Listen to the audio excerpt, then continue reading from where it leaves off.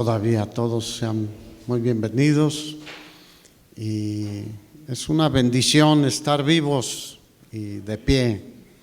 Es un regalo de Dios, la vida no es natural, viene de Dios. Cada mañana son nuevas sus misericordias.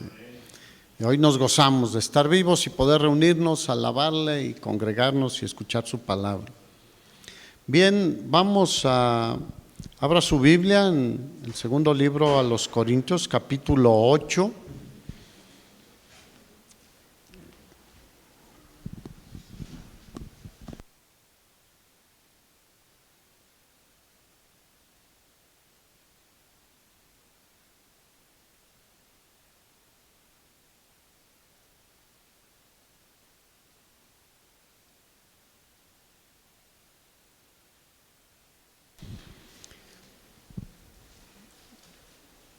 Vimos hace 8 días cómo en el capítulo 7 al final el apóstol Pablo estaba ansioso por la respuesta a su primera carta, donde había disciplinado, por decirlo de alguna manera, a los hermanos de Corinto, porque estaban haciendo y permitiendo cosas que no eran correctas dentro de la iglesia. Y hablamos cómo la disciplina es importante en la iglesia, obviamente en el hogar y en todos lados, pero al ver la respuesta, Pablo, de los hermanos de Corinto, cómo reaccionaron de una forma adecuada y correcta ante sus llamados a corregir pecados que se estaban permitiendo ahí, cosas que tampoco eran correctas. Él se goza cuando sabe que ellos recibieron esa dirección para corregir lo que estaba mal y dijeron: es cierto, tenemos que corregir esto o esto otro. ¿Cuántos saben que tenemos algo que corregir en nuestra vida? Bueno, de aquí el apóstol Pablo en el capítulo 8 pasa a un tema, porque Pablo fue el que dijo: no he rehusado hablarles de todo el consejo de Dios, o sea, de toda la palabra de Dios. ¿Por qué es importante toda la palabra de Dios? Porque muchas veces hay iglesias o ministerios, como a veces se les conoce, que su enfoque es una área de lo que establece la palabra de Dios, y eso es lo que mayoritariamente predican, enseñan y practican. Pero el consejo de Dios está desde Génesis hasta Apocalipsis, y debemos hacer todo lo que dice la palabra de Dios, no solo una cosa. Y aquí en el capítulo 8 y 9, el apóstol Pablo habla de una recaudación especial para bendecir a los hermanos de Jerusalén que estaban pasando por una situación difícil en lo material, en lo económico, incluso de necesidades básicas. Pero quiero que lo tomemos también, esta sección de esta carta, como una instrucción del apóstol Pablo, o como un modelo muy detallado para hablar de la generosidad como cristianos. Saben que el cristiano debe ser generoso. Ahora, siempre hago esta aclaración: no estoy hablando de sacarle el dinero a la gente para otros propósitos. No, el Señor es generoso con nosotros, muy generoso, nos bendice constantemente. Y por eso cuando Jesús estuvo en la tierra dijo: miren, ¿por qué se afanan? ven a los pajaritos. Ayer que fuimos con los varones aquí al campo, hacia la cañada, escuchábamos los pajaritos y yo me acordaba y decía, sí, hablaba Jesús, tienen que comer, ellos no tienen que por un horario ir a trabajar a una oficina, abrir un negocio, etcétera, sino que ellos viven libremente, vuelan libremente, pero el Señor los alimenta. Y otros animalitos que habitan en este ecosistema, el Señor los alimenta. Y el Señor dice, ¿ustedes por qué se afanan? ¿No valen más que muchos pajaritos? ¿Cuántos creen que valemos más que muchos pajaritos? Y al entender eso, que el Señor tiene cuidado de nosotros, Él nos bendice. No digo que no pasemos tiempos a veces complicados, de estrechez. El apóstol Pablo pasó tiempos de estrechez. Por eso dijo, sé vivir en abundancia y en escasez también. Sé tener escasez y sé tener abundancia. En todo estoy enseñado. Y Pablo empieza aquí a hablar algo que debemos considerar nosotros también. Pablo, aunque le está escribiendo a los hermanos de Corinto, les empieza a hablar de la generosidad de otros hermanos, de otras iglesias. Pero les estaba enseñando para que ellos también aprendieran a ser generosos. Y les empieza a hablar de los hermanos de la provincia de Macedonia en Grecia. ¿Se acuerdan que les decía que Grecia estaba dividido como en dos provincias? El norte era Macedonia, ahí estaba Filipos, estaba Tesalónica, estaba Berea. Hacia el sur era la región de Acaya, y ahí estaba Corinto y otras iglesias cercanas. Y él les empieza a hablar cómo la gracia de Dios en los hermanos de Macedonia se había manifestado de tal manera que habían dispuesto su corazón para ayudar a los necesitados. Ahora que hablaba Marco de las despensas, cuando se contribuye para llevarles cosas a los niños de la casa hogar. Ahora cuando van y comparten en los hospitales, que se les lleva también, el propósito es llevar el evangelio, pero también se les lleva una torta, un atole, algo así a la gente que está ahí en necesidad. De eso se trata, o sea, de ser generosos para los que están en necesidad y mucho más para los hermanos de la fe. Entonces, ¿qué es lo que mueve la generosidad? Es entender la gracia de Dios. Fíjate lo que dice el versículo 1 del capítulo 8. Asimismo, hermanos, les hacemos saber la gracia de Dios que se ha dado a las iglesias de Macedonia. ¿Cuántos saben que es una gracia que viene de Dios poder dar? Hay gente que aunque son creyentes, batallan en esa gracia. Por eso el título es la gracia de dar. Es un don de Dios, es un regalo de Dios. Hay mucha gente que tiene a Cristo en su vida, pero tiene su corazón cerrado para los necesitados. Y como que una cosa y otra no van, algo está pasando ahí en esa situación. Y los macedonios habían mostrado la gracia de Dios al dar para la ofrenda especial. Era una ofrenda especial para los hermanos que estaban en Jerusalén. Versículo 2. Fíjate cómo estaban los macedonios, no creas que estaban como tú y como yo en una situación. Podemos estar en apuros, pero no estamos desamparados, no estamos ahí diciendo mañana qué comeremos. Pero así estaban los macedonios. Dice que en grande prueba de tribulación, la abundancia de su gozo y su profunda pobreza abundaron en riquezas de su generosidad. ¿Cómo estaban los hermanos de Macedonia? Estaban en prueba de tribulación y profunda pobreza. Mira, Dios ha sido tan bueno que la mayoría no estamos en profunda pobreza. Profunda pobreza significa en muchas ocasiones no tener ni siquiera para lo indispensable, para los frijolitos, para 1 litro de leche, o 1 kilo de habas, 1 kilo de tortillas. O sea, eso es profunda pobreza, o sea, estar en condiciones de comer 1 vez al día o 2 veces al día ya.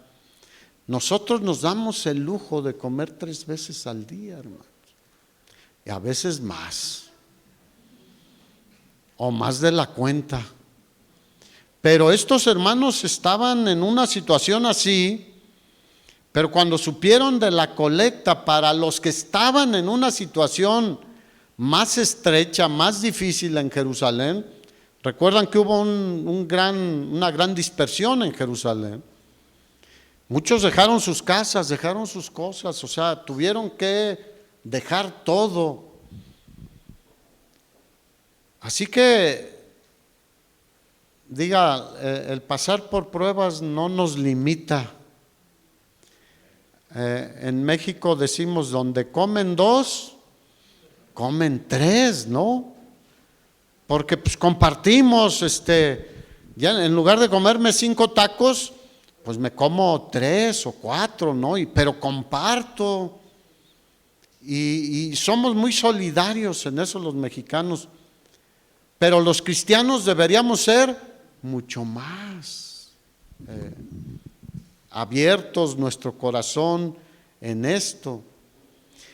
Pero fíjate lo que dice el apóstol Pablo, que la abundancia de su gozo, o sea, ellos, a pesar de estar en tribulación y en profunda pobreza, su gozo estaba en un nivel altísimo de saber que eran parte de la familia de Dios, que ahora eran hijos de Dios, que ahora tenían a Dios por Padre y que Él no los abandonaría.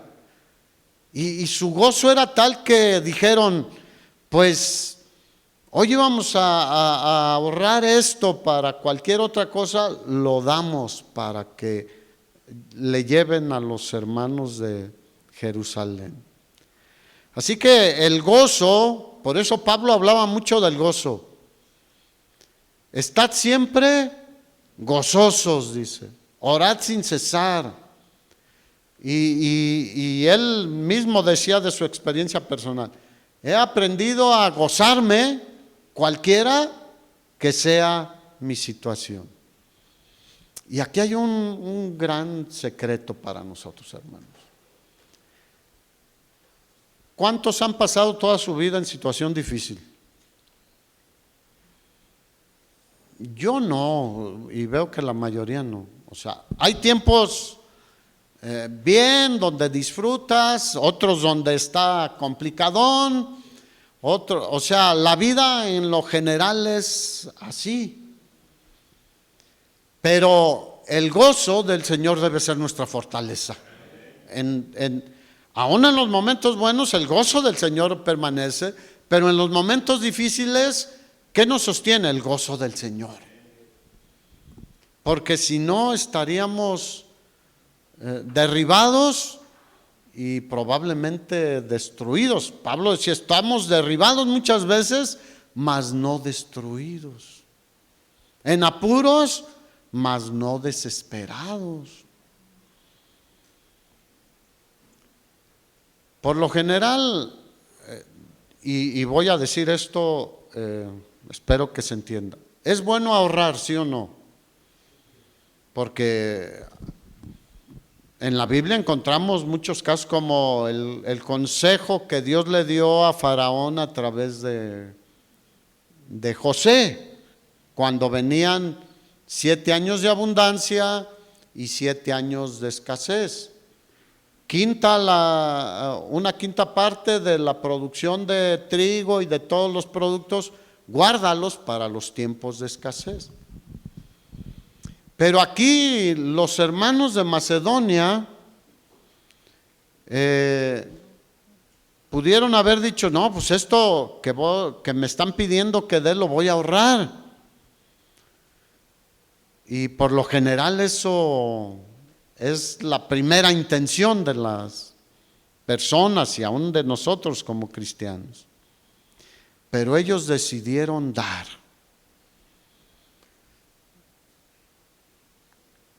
Es complicado, ¿verdad? Pero ellos decidieron dar, ahí está. No se comportaron en forma normal. Y a eso estamos llamados los cristianos, hermanos. Mira, entiendo que en muchos casos esto se ha usado para manipular y para hacer mal uso de la palabra y sacarle dinero a la gente. No es el caso. Estamos enseñando lo que dice la palabra de Dios. Porque si el que está en situación difícil no da, ¿de qué se está perdiendo? De la bendición de Dios. Más bienaventurado es que dar que recibir. Ahora, ¿quién nos da todo? Dios. Mira la ropa que tenemos hoy. No, yo la compré, sí, pero Dios te dio la forma de tener los recursos para comprar. O probablemente movió a alguien, un tío, un hermano, un papá, una hermana, o alguien que no es ni de tu familia y te regaló cosas. Así que los hermanos de Macedonia no se comportaron de forma normal. ¿Cómo deberíamos ser nosotros? Mira, Jesús dijo en Mateo 5, 6 y 7, el Sermón del Monte, que nosotros somos la luz de este mundo. ¿Eso es normal? No. O sea, es algo anormal que nos diga, ustedes deben alumbrar, ustedes son la sal. El cristianismo no es algo normal y a veces venimos a Cristo y queremos seguir siendo normales. No, somos llamados a un estilo de vida muy diferente a la que teníamos anteriormente. No, pues tanto trabajo que me ha costado, no, pues que trabajen, pero hay gente que aunque trabaje está en necesidad o por otras circunstancias. Yo recuerdo, por ejemplo, me viene a la mente el terremoto del 85 en México. ¿Qué hizo la gente en general? Dio cosas, donó ropa, comida, para llevar a la gente que había quedado en desgracia en la Ciudad de México. En otros desastres naturales alrededor del mundo, ya hay una organización para donar y poder dar a la gente. Pero generalmente a veces damos lo que podemos. Casi nunca vamos más allá de nuestras fuerzas. Bueno, el Señor nos llama a no ser como los demás o como antes que no teníamos a Cristo. Fíjate, el versículo 3 lo que dice, pues doy testimonio, está diciendo el apóstol Pablo, de que con agrado, o sea, los macedonios, los hermanos de Filipenses, de la ciudad de Filipos, de Berea, dice, con agrado han dado conforme a sus fuerzas. Y hasta ahí, si le dejamos, dices, pues está bien, hasta donde puedo, ¿no? Pero continúa diciendo el apóstol Pablo, dice, y aún más allá de sus fuerzas. Es como una combinación especial aquí de combinar la tribulación, ya vimos que estaban en tribulación, la pobreza con el gozo y la generosidad. Fíjense, se hace Se hace una combinación como que dices, como que no embonan, pero sí embonan. Pobreza, tribulación, pero hay gozo y hay generosidad.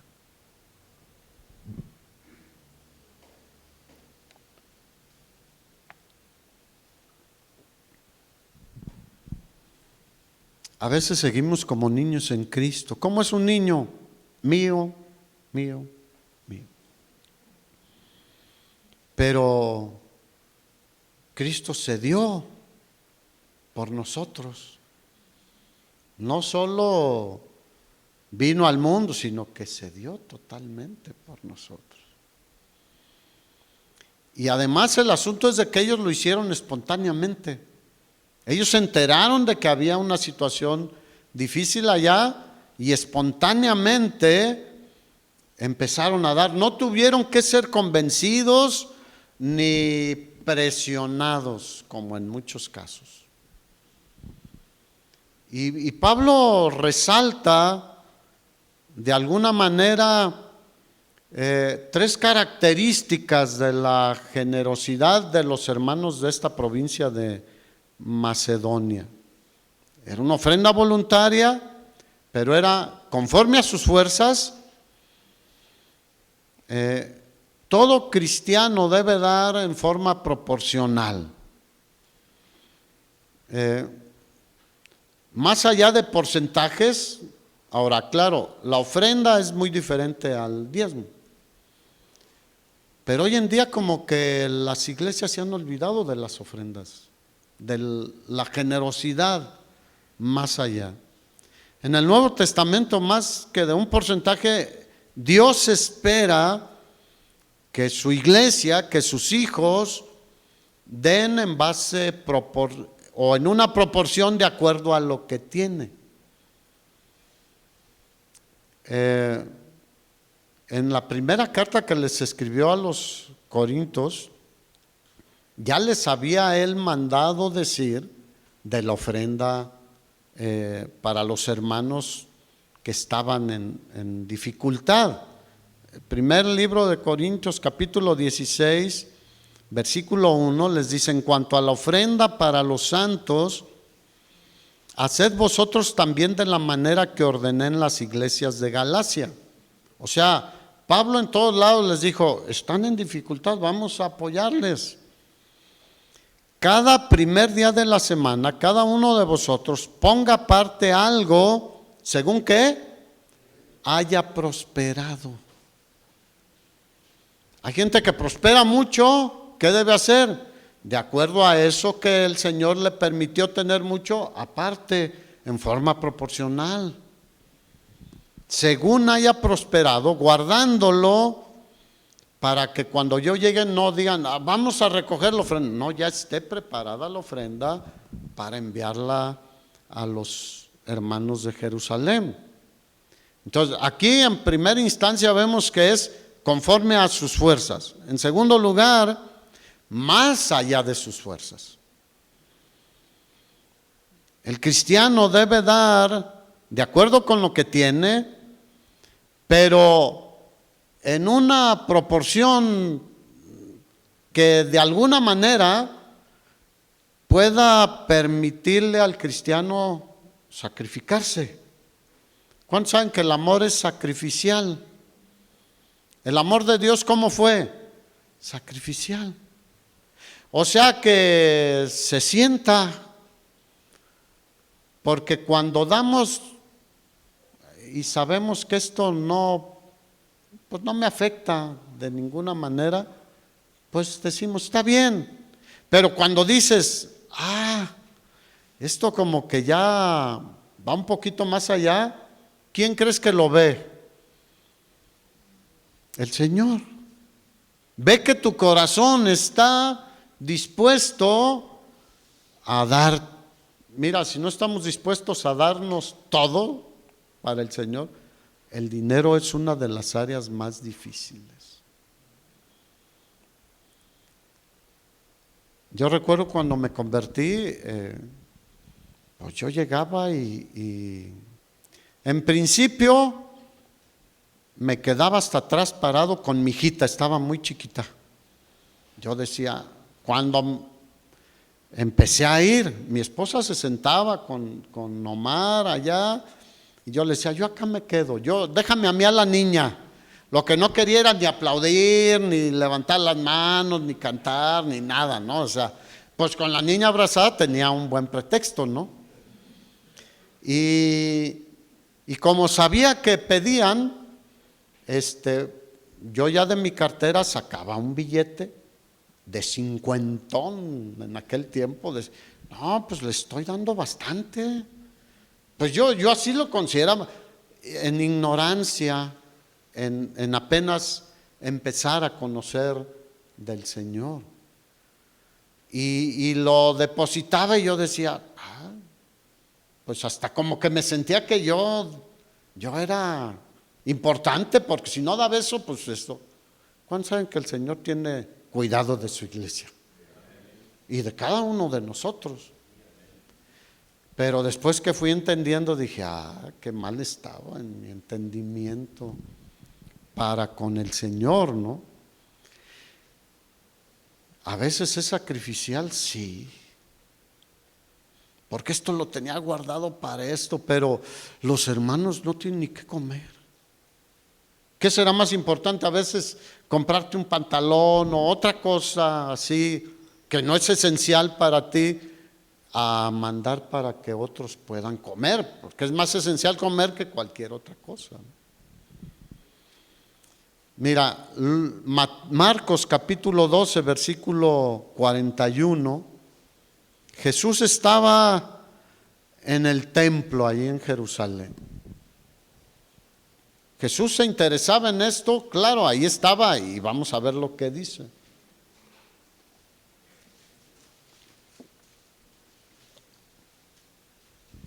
Estando Jesús sentado delante del arca de la ofrenda, ¿dónde estaba Jesús? Sentado viendo, era un depósito donde ponían las ofrendas. Dice, y veía cómo el pueblo echaba dinero en el arca. Y muchos ricos echaban ¿qué? Mucho. Para un rico pues no es problema.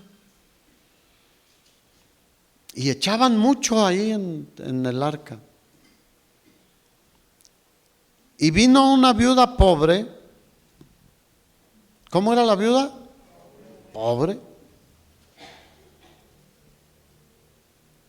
Y por definición una viuda estaba en desventaja social y económica y todo. ¿A dónde mandó el Señor a Elías para comer y beber durante el tiempo de la sequía? Con una viuda pobre. ¿Será casualidad que el Señor nos ponga esos ejemplos a nosotros? Creo que no, hay muchos otros. Pero aquí estaba Jesús. Vino una viuda pobre y echó 2 blancas, o sea, un cuadrante, o sea, las monedas de menor denominación. Y también las depositó ahí donde los ricos ponían mucho. Ahora, ¿está mal que los ricos pongan mucho? No, pero vamos a ver qué sigue diciendo. Entonces, llamando a sus discípulos, les dijo, de cierto os digo que esta viuda pobre echó más que todos los que han echado en el arca. Y aquí fíjate, ricos que echaban mucho y una viuda pobre que echó poquito. Hay iglesias donde clasifican a la gente por cuánto dan. ¿Eso estará correcto? No. Por eso nosotros nadie le pone, hay iglesias donde nombre con los 2 apellidos, teléfono, correo electrónico, dirección, etcétera, para saber si don Juan dio tanto, pásele hasta acá. Tiene lugar especial.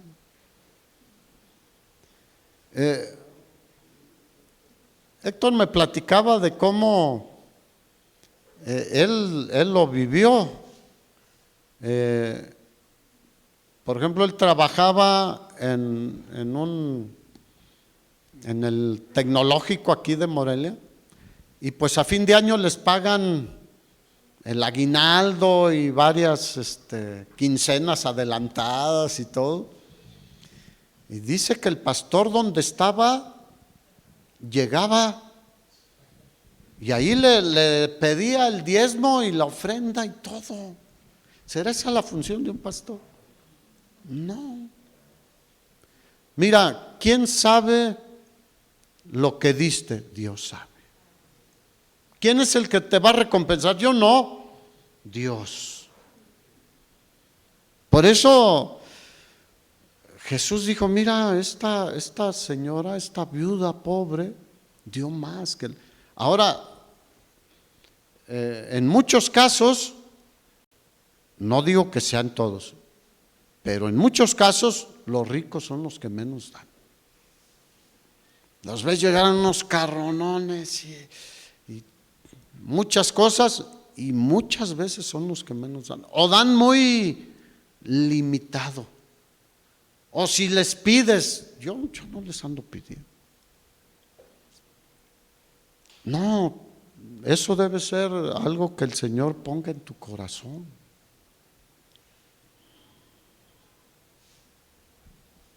¿A quién llamó el Señor? A sus discípulos. Y en este caso somos nosotros también sus discípulos. De cierto os digo que esta viuda echó más que todos los que echaron en el arca, porque todos, o sea, los demás, echaron ¿de qué? De lo que les sobra. Alguien puede decir, a nadie nos sobra el dinero. Pero ¿cuántos saben que hay veces que sí, pues tienes de más de lo que necesitas? Hay gente que tiene mucho más de lo que necesita para vivir toda su vida y todavía quieren más y aprietan más la mano. Y darle a Dios de lo que sobra, ¿estará correcto? Yo así era al principio, o sea, por eso les ponía ese ejemplo. Y traía más, me sobraba más, pero la tacañería es algo, no, pues si a mí me costó, yo no había entendido la gracia de Dios. Todos han echado de lo que les sobra, pero esta de su pobreza echó todo lo que tenía, todo su sustento. Como que suena, es muy extremo eso, ¿no? Pero una pregunta, ¿el Señor dejaría a esta viuda pobre sin sustento? No, estoy seguro que no lo dice aquí, pero estoy seguro que no, porque Dios no es así como nosotros. Él es generoso de tal manera. Mira, Pablo a los filipenses, que fueron de los que primero dieron para esta colecta, en el capítulo 4, versículo 19 les dijo, mi Dios pues, o sea, él entendía su pobreza, su situación de tribulación, pero cómo con gozo dieron, y les dijo, mi Dios pues suplirá todo lo que les falte conforme a sus riquezas en gloria en Cristo Jesús. ¿Cuántos dicen gloria a Dios? Esa es mi confianza siempre. Él va a suplir lo que nos falte, hermanos. Entonces, ¿cómo dieron los hermanos? Conforme a sus fuerzas, pero aún más allá de sus fuerzas. Y en tercer lugar, lo hicieron con gusto. Y hay historias especiales, ¿no? Que decían algunos hermanos antes, no, cuando la gente se bautiza, dile que se meta junto con su cartera. Porque dicen, no, es que yo dejé la cartera afuera, ¿no? Eso no entra en que yo haya muerto y resucitado. No, eso lo dejamos afuera. Era una forma de decir cómo muchas veces así actuamos en nuestra vida cristiana. Pero cuando entendemos la gracia de nuestro Señor, no, Pablo decía, estoy dispuesto a darme yo completamente al Señor. Es más, él dijo, soy esclavo del Señor, le pertenezco al Señor.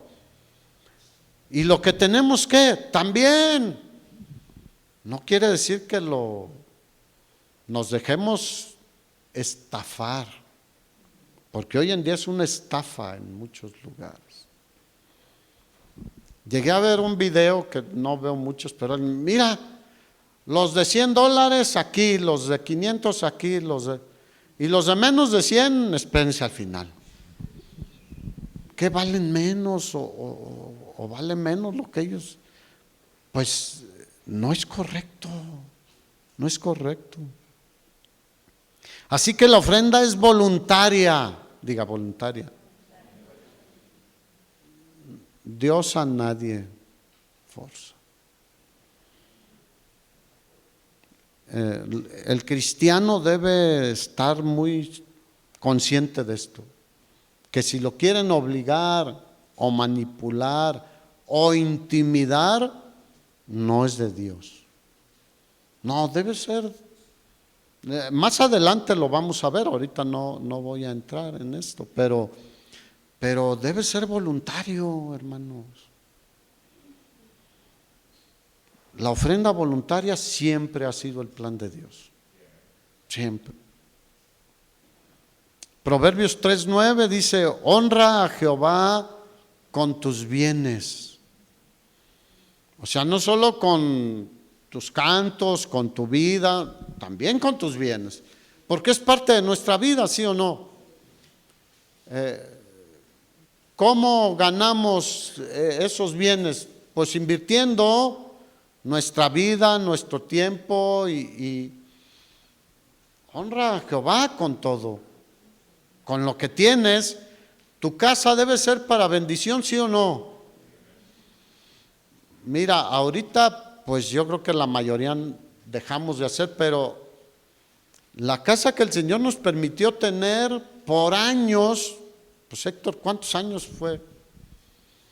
Muchos años, ahí teníamos un grupo en el hogar. Y cada semana recibíamos gente y se compartía la palabra de Dios y preparábamos lo que podíamos para compartir. Al final, Héctor siempre, su gancho para invitar gente les decía, va a haber molletitos y con una salsa mexicana y pues como a él no le gusta comer casi pero sabía que a los demás sí ese era su. Y la gente por años, nuestra casa, pues Dios no la permitió tener, pero es del Señor. El carro, Dios no lo ha permitido, pero es del Señor y por eso pagamos gasolina y desgastamos llantas para ir a compartir y para ir y hacer las cosas para la gloria de Dios. Por eso dice, honra al Señor con tus bienes y con las primicias de todos tus frutos. Y la promesa de Dios es, y serán llenos tus graneros con abundancia, y tus lagares rebosarán de mosto. Proverbios 11:24 dice, hay quienes reparten y les es añadido más. Y hay quienes retienen más de lo que es justo, pero vienen a pobreza. Y aunque a lo mejor en lo económico sigan teniendo mucho, pero son pobres delante de Dios. El alma generosa siempre será prosperada por Dios. Versículo 4 de la segunda carta a los Corintios, dice Pablo, fíjate lo que hicieron los macedonios, pidiéndonos con muchos ruegos que les concediésemos el privilegio de participar en este servicio para los santos. Pablo sabía su situación y les dijo, no, ustedes espérense. ¿Pero qué hicieron ellos? le rogaron a Pablo: permítenos participar de esto. Híjole. Quien ha leído la Biblia debe recordar cuando se construyó el templo de Salomón. Dice que voluntariamente el pueblo trajo materiales, trajo oro, trajo plata, trajo piedras preciosas, porque fue una de las construcciones más majestuosas que ha habido. El rey David dice: de mi tesoro personal he guardado todo eso. Tenía mucho, dio mucho, pero quien tenía poco, de tal manera que los constructores, ¿qué les dijeron? Ya párenle, ya no hay dónde guardar todo lo que han traído para la construcción del templo. Sobró, diga, sobró. Cuando el tabernáculo, ¿qué pasó? Igual. Aquí los macedonios le decían: Pablo, déjanos participar de esto. Ahora que decía Marco, bueno, quien quiera dar para las tortas, para el atole, cuando vayan a compartir allá. Y ¿qué tal que dijéramos: permítanos llevar 100 tortas, una olla de real? Ya muchos ni saben lo que es eso. De atole o de chocolate. Ahí después investigan lo que es una olla de... O sea, los hermanos de Macedonia estaban deseosos de bendecir y compartir para aliviar la situación de los que estaban en necesidad. No era una carga, estaban deseosos: permítenos hacerlo. Mira, yo ahora recordando esto otra vez digo: ay, Señor, perdóname. Yo estuve por 15 años en otra iglesia y construimos un edificio y se hizo ahí la iglesia y todo. Y había algunos hermanos que venían y me decían: aquí están las escrituras de mi casa. Y yo le decía: ¿pero tienes otra casa? No. Y le decía: ¿sabes qué? No, llévate tus escrituras, Dios ya vio tu corazón. En ese momento, pues yo eso sentía, ¿no? Pero probablemente limité a algunos a que recibieran más bendición de Dios. ¿Cuántos saben que dar es una bendición? Y bueno, no sé si hice bien o mal, pero en varios casos así. Les decía: no, llévate tu dinero, tu carro, porque unos daban hasta su carro.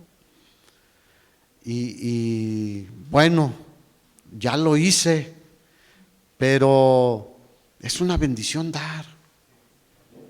En este caso era para los que estaban en necesidad.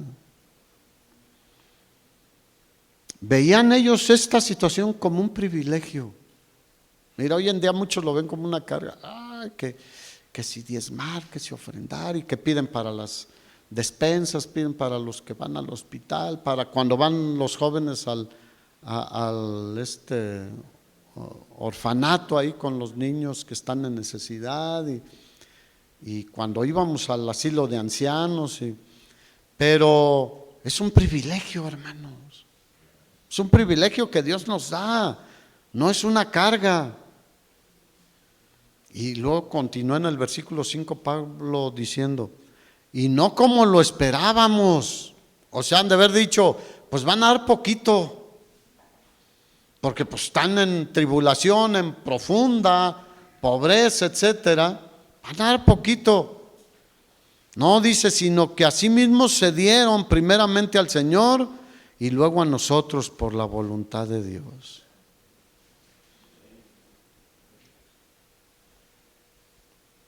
Mira, hay gente que si le presionas da,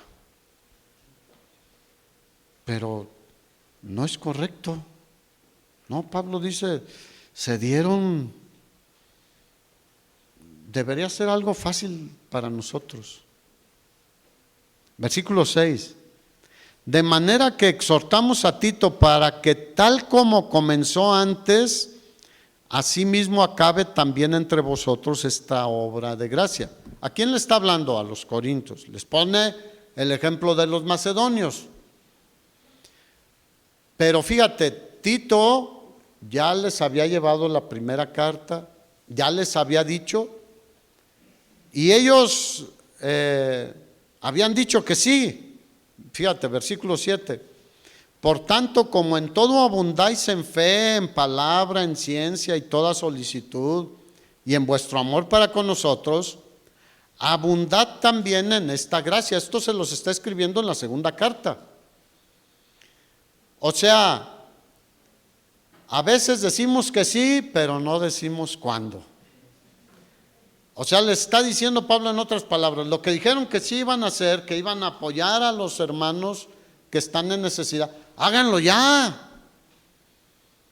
Porque pues del dicho al hecho hay una gran diferencia. ¿A cuántos les han dicho sí, pero no ves claro? Como decimos. Así que no basta con buenas intenciones. Hay que esa buena intención acompañarla con el cumplimiento de lo que dijimos. Y les dice, ustedes abundan en muchas cosas, fíjate. En la Biblia, de los que encontramos que Pablo describe, o los otros escritos del Nuevo Testamento que tenían prácticamente todos los dones, ¿quiénes eran? Los de Corinto. Ahí está 1 Corintios 12, donde habla de todos los dones, aunque Romanos 12 habla también de otros dones. Pero de los Corintios, Pablo decía, ustedes tienen muchísimos dones, tienen fe. Aquí dice en este versículo,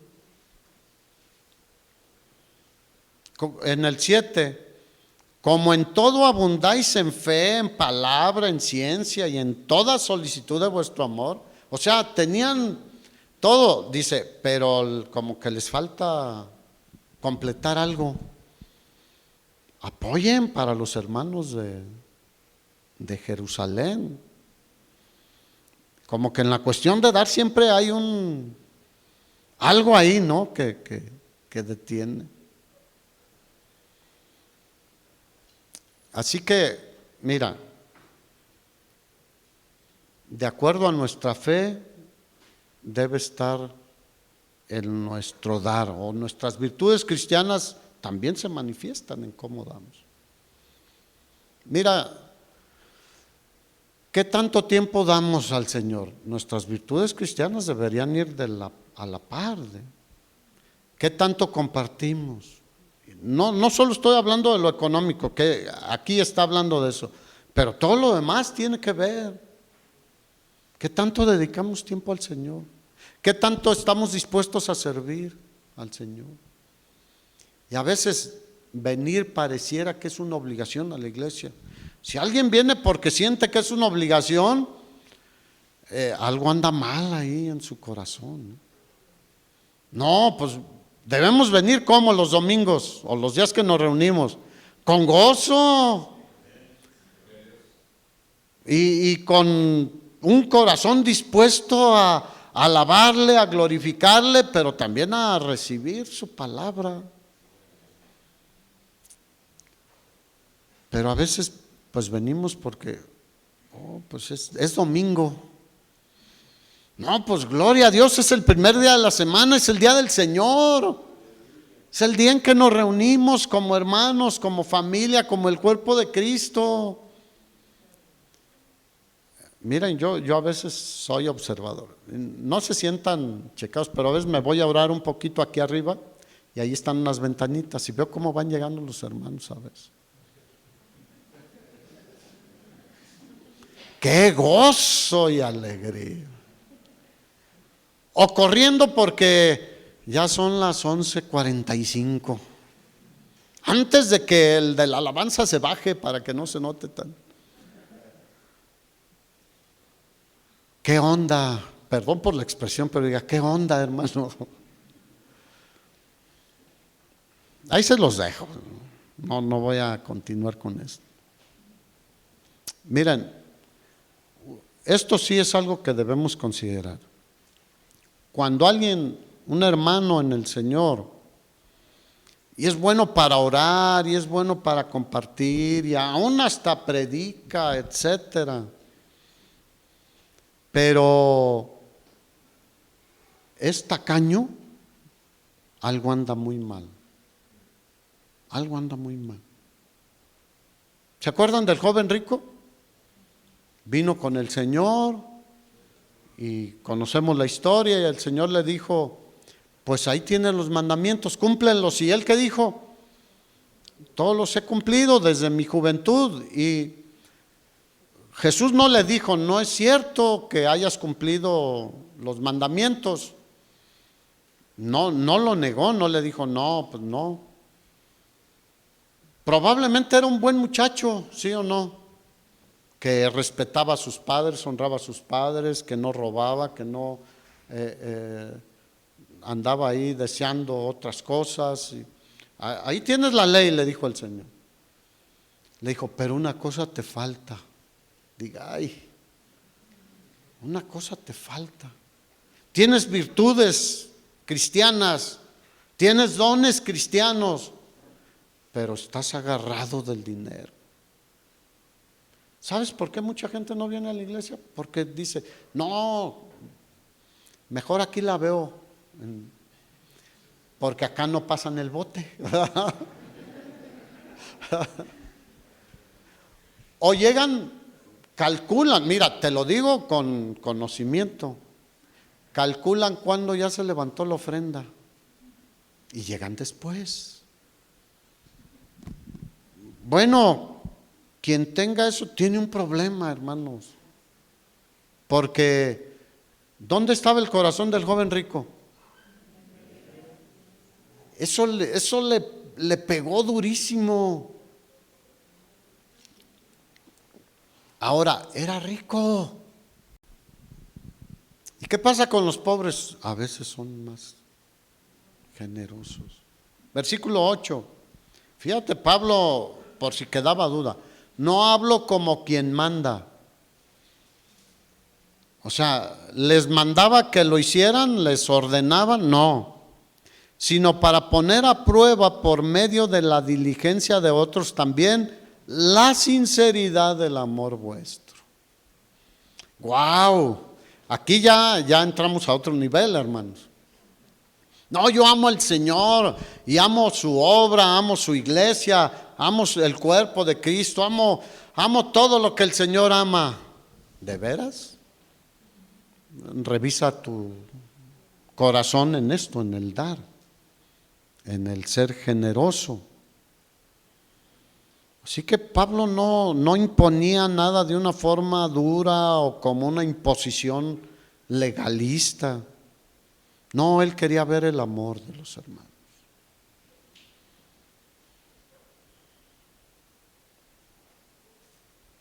La Biblia dice que Dios ama ¿a quién? Al dador alegre. Así que la ofrenda voluntaria pues no necesita definición, ¿o sí? Es voluntaria. De hecho, les decimos siempre aquí en la iglesia, pues el servicio que damos al Señor, ¿cómo debe ser? Voluntario. O sea, si alguien recibe en la puerta, ¿cómo lo hace? Voluntariamente. O sea, hay hermanos que están organizados para eso, para atender a los niños. ¿Cómo lo hacen? Voluntariamente. No es a fuerzas tienes que ser. Hay lugares que sí les dicen que a fuerzas tienen que hacer cosas. O los manipulan de tal manera que las hacen a fuerzas, porque fue manipulado. No.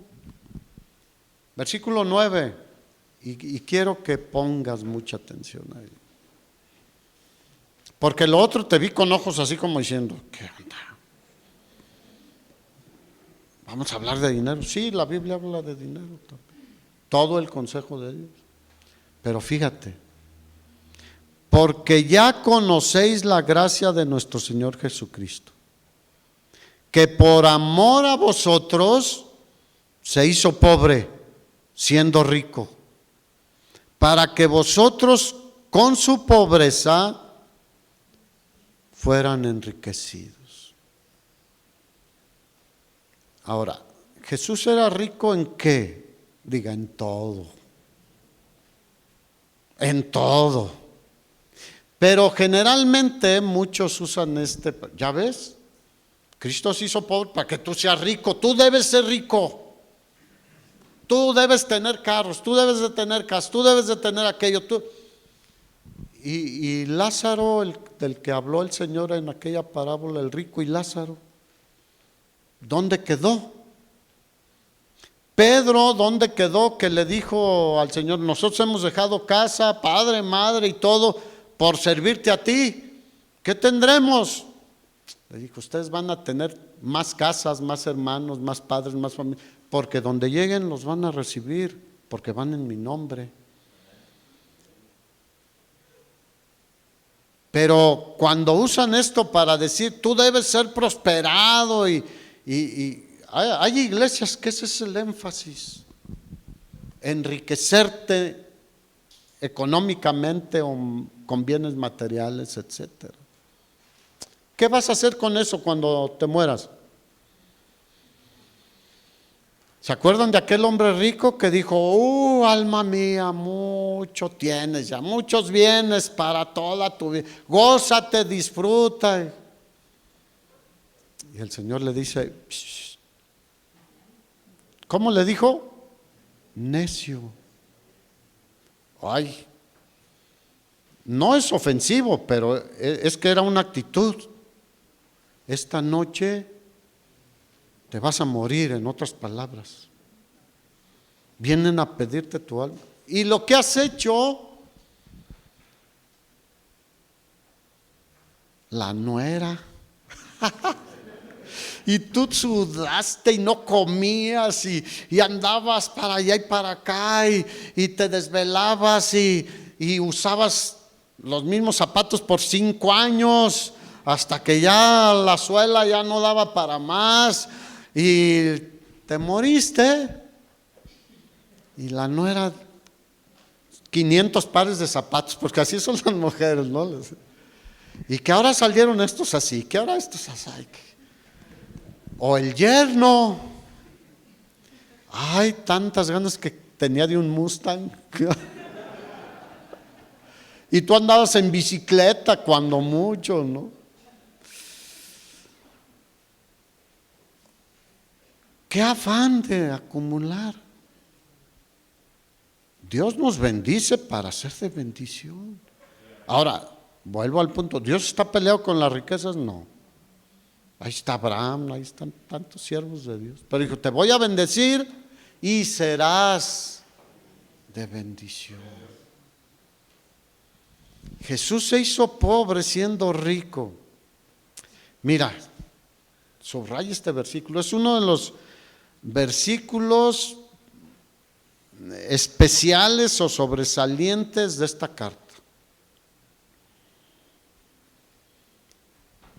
Pone a Jesús, haz de cuenta que tenemos ahí un fondo negro por la tacañería del hombre, por la avaricia del hombre. Y Pablo nos pone ahí al Señor, un retrato del Señor, del glorioso Señor, generoso. Él fue el más generoso que haya pisado esta tierra. Siendo rico, dejó el trono del cielo, dejó el estar junto en comunión con el Padre constante para venir aquí. Se hizo pobre. Estaba en el lugar donde todos los ángeles le obedecen, donde nadie le dice no, donde lo que para nosotros es riqueza en lo material allá no es, donde es alabado continuamente, donde Él dice hágase esto y se hace. ¿Qué le decía al mar Él cuando estuvo aquí? Cálmate y se calmaba. Al viento cálmate y se calmaba. A los muertos ¿qué les decía? Porque Él es la vida, Él es la resurrección y la vida. A los enfermos párate de ese camastro, ve al que no veía. ¿Quién se puede comparar con Él? Sin embargo, vino a este mundo en esa condición por nosotros, hermanos. ¿Qué tan generoso es el Señor? ¿Qué piensas de la generosidad del Señor? Se hizo pobre para que nosotros seamos enriquecidos eternamente para estar en su presencia, hermanos. Dale un aplauso al Señor, hermano. No.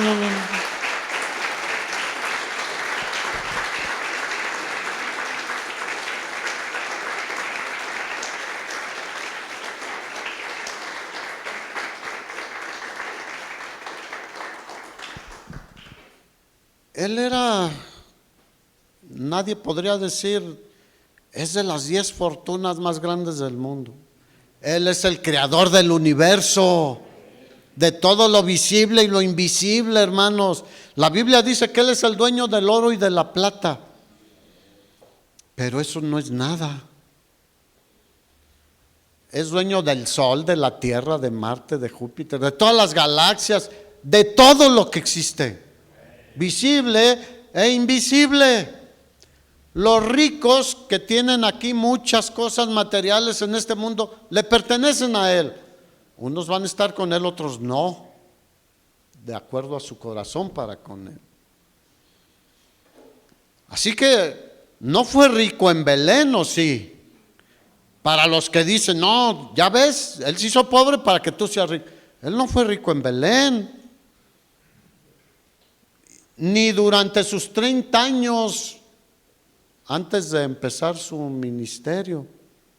Aunque muchos dicen que la túnica que era tan valiosa, sin costura, que por eso él era, traía cosas de prendas de marca, de la última moda. Eso son manipulaciones de la palabra de Dios. Él vivió como extraño en esta tierra, sin hogar, aunque tuvo un hogar por unos años ahí en Nazaret. Pero ¿qué hacían en Nazaret? Lo rechazaban. Aún sus hermanos en la carne lo rechazaban. Se convirtieron después, pero le decían, vete a Jerusalén, vete allá, no, aquí nos haces quedar mal con los vecinos. Así eran. Era como un extraño en la tierra que Él hizo, imagínate nada más. Rechazado, menospreciado, se hizo pobre, siendo el Rey de reyes y Señor de señores, hermanos. Filipenses capítulo 2, el apóstol Pablo dice, por tanto Dios lo exaltó hasta lo sumo y le dio un nombre que es sobre todo nombre, para que en el nombre de Jesús se doble toda rodilla de lo que está arriba en el cielo, abajo en la tierra y en las aguas debajo de la tierra, y toda lengua confiese que Jesucristo es el Señor, para gloria de Dios Padre. Eso es ser rico. Él es el Rey de reyes, Señor de señores, el que juzgará a todo ser humano, el que reinará por siempre, el que vendrá por su iglesia, el que resucitará los cuerpos de los que hayamos muerto cuando Él venga por su iglesia. Él era rico desde la eternidad, pero en un momento, en el tiempo, de Dios, Él se hizo pobre. Se despojó a sí mismo, dice la Escritura. Hay en ustedes este mismo sentir, hermanos, dice Pablo, que hubo en Cristo Jesús, el cual siendo en forma de Dios, o sea, igual a Dios, Dios Padre, Dios Hijo y Dios Espíritu Santo son igual. No estimó el ser igual a Dios como cosa que aferrarse, sino que se despojó a sí mismo, tomando forma de siervo, de hombre. Y estando en esa condición de hombre, se humilló hasta lo sumo, al llegar al punto de muerte de cruz, que era lo más humillante. Desnudo ahí en el Gólgota, humillante. Se hizo pobre, eso significa se hizo pobre, para que nosotros fuésemos enriquecidos por su gracia y ahora seamos llamados hijos de Dios. Eso es riqueza, hermanos.